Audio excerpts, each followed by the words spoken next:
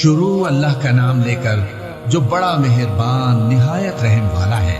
اور مائیں اپنے بچوں کو پورے 2 سال دودھ پلائیں، یہ حکم اس شخص کے لیے ہے جو پوری مدت تک دودھ پلوانا چاہے، اور دودھ پلانے والی ماؤں کا کھانا اور کپڑا دستور کے مطابق باپ کے ذمے ہوگا۔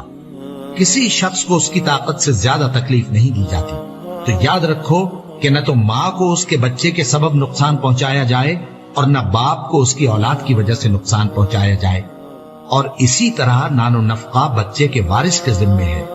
اور اگر دونوں یعنی ماں باپ آپس کی رضامندی اور صلاح سے بچے کا دودھ چھڑانا چاہیں تو ان پر کچھ گناہ نہیں، اور اگر تم اپنی اولاد کو دودھ پلوانا چاہو تو تم پر کچھ گناہ نہیں، بشرطے کہ تم دودھ پلانے والیوں کو دستور کے مطابق ان کا حق جو تم نے دینا کیا تھا دے دو۔ اور اللہ سے ڈرتے رہو اور جان رکھو کہ جو کچھ تم کرتے ہو اللہ اس کو دیکھ رہا ہے۔ اور جو لوگ تم میں سے مر جائیں اور عورتیں چھوڑ جائیں تو وہ عورتیں 4 مہینے اور 10 دن اپنے آپ کو روکے رہیں، اور جب یہ عدت پوری کر چکیں اور اپنے حق میں پسندیدہ کام یعنی نکاح کر لیں تو تم پر کچھ گناہ نہیں، اور اللہ تمہارے سب کاموں سے واقف ہے۔ اگر تم اشارے کنائے میں عورتوں کو نکاح کا پیغام بھیجو یا نکاح کی خواہش کو اپنے دلوں میں مخفی رکھو تو تم پر کچھ گناہ نہیں۔ اللہ کو معلوم ہے کہ تم ان سے نکاح کا ذکر کرو گے، مگر ایام عدت میں اس کے سوا کے دستور کے مطابق کوئی بات کہہ دو، پوشیدہ طور پر ان سے قول و قرار نہ کرنا، اور جب تک عدت پوری نہ ہو لے نکاح کا پختہ ارادہ نہ کرنا۔ اور جان رکھو کہ جو کچھ تمہارے دلوں میں ہے اللہ کو سب معلوم ہے، تو اس سے ڈرتے رہو اور جان رکھو کہ اللہ بخشنے والا ہے، حلم والا ہے۔ اور اگر تم عورتوں کو ان کے پاس جانے یا ان کا مہر مقرر کرنے سے پہلے طلاق دے دو تو تم پر کچھ گناہ نہیں، ہاں ان کو دستور کے مطابق کچھ خرچ ضرور دو، یعنی مقدور والا اپنے مقدور کے مطابق دے اور تنگ دست اپنی حیثیت کے مطابق۔ نیک لوگوں پر یہ ایک طرح کا حق ہے۔ اور اگر تم عورتوں کو ان کے پاس جانے سے پہلے طلاق دے دو لیکن مہر مقرر کر چکے ہو تو آدھا مہر دینا ہوگا۔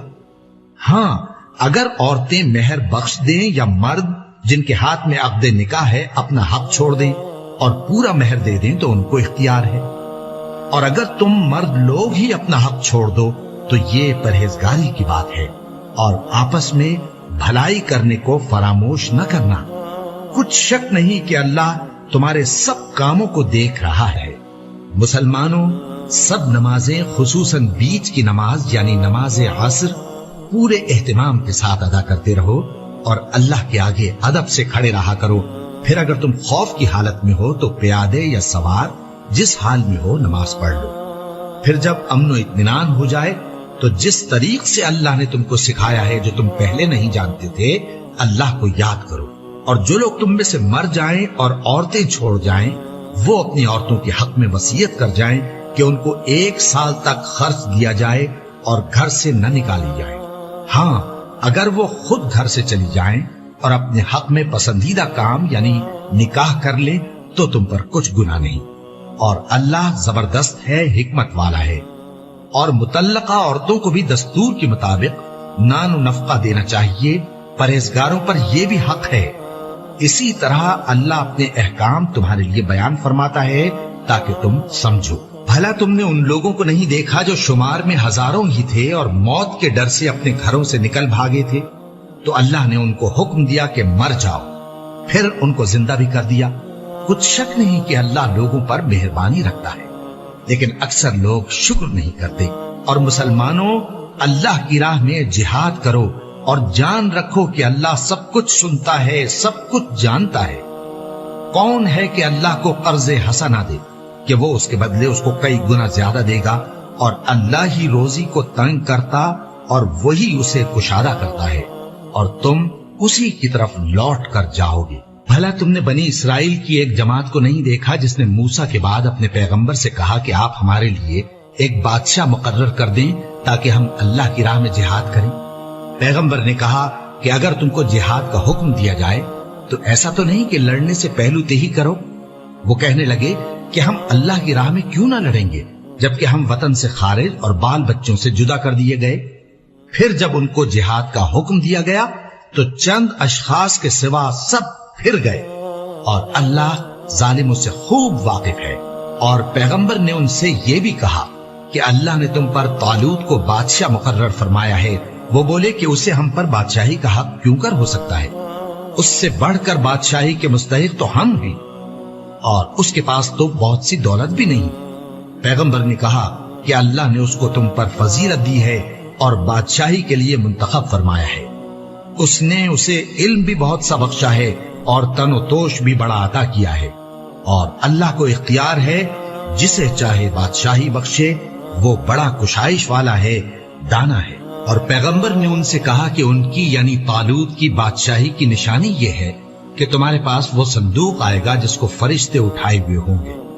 उसमें तुम्हारे परवरदिगार की तरफ से तसल्ली बख्शने वाली चीज होगी और कुछ और चीजें भी होंगी जो मूसा और हारून छोड़ गए थे। अगर तुम ईमान रखते हो तो ये तुम्हारे लिए एक बड़ी निशानी है। गरज जब तालूत फौजी लेकर रवाना हुआ तो उसने उनसे कहा कि अल्लाह एक नहर से तुम्हारी आजमाइश करने वाला है। जो शख्स उसमें से पानी पी लेगा उसकी निस्बत तसव्वुर किया जाएगा कि वो मेरा नहीं, और जो न पिएगा वो समझा जाएगा कि मेरा है। हाँ, अगर कोई हाथ से चुल्लू भर पानी ले ले तो खैर। जब वो लोग नहर पर पहुंचे तो चंद आदमियों के सिवा सबने पानी पी लिया। फिर जब तालूत और मोमिन लोग जो उसके साथ थे नहर के पार हो गए तो कहने लगे कि आज हम में जालूत और उसके लश्कर से मुकाबला करने की ताकत नहीं। जो लोग यकीन रखते थे कि उनको अल्लाह के रूबरू हाजिर होना है, वो कहने लगे कि बसा औकात थोड़ी सी जमात ने अल्लाह के हुक्म से बड़ी जमात पर फतह हासिल की है, और अल्लाह साबित कदम रहने वालों के साथ है। और जब वो लोग जालूत और उसके लश्कर के मुकाबिल में आए तो अल्लाह से दुआ की कि ऐ परवरदिगार, हम पर सब्र के दहाने खोल दे और हमें लड़ाई में साबित कदम रख और लश्कर कुफ्फार पर फतेह याब कर। तो तालूत की फौज ने अल्लाह के हुक्म से उनको शिकस्त दे दी, और दाऊद ने जालूत को कत्ल कर डाला, और अल्लाह ने उनको बादशाही और दानाई बख्शी और जो कुछ चाहा सिखाया। और अगर अल्लाह लोगों को एक दूसरे पर चढ़ाई और हमला करने से न हटाता रहता तो कुर्राए अर्ज तबाह हो जाता। लेकिन अल्लाह अहले आलम पर बड़ा मेहरबान है। ये अल्लाह की आयतें हैं जो हम तुमको सच्चाई के साथ पढ़कर सुनाते हैं, और ए मोहम्मद सल्लल्लाहु अलैहि वसल्लम, तुम बिला शुबा पैगंबर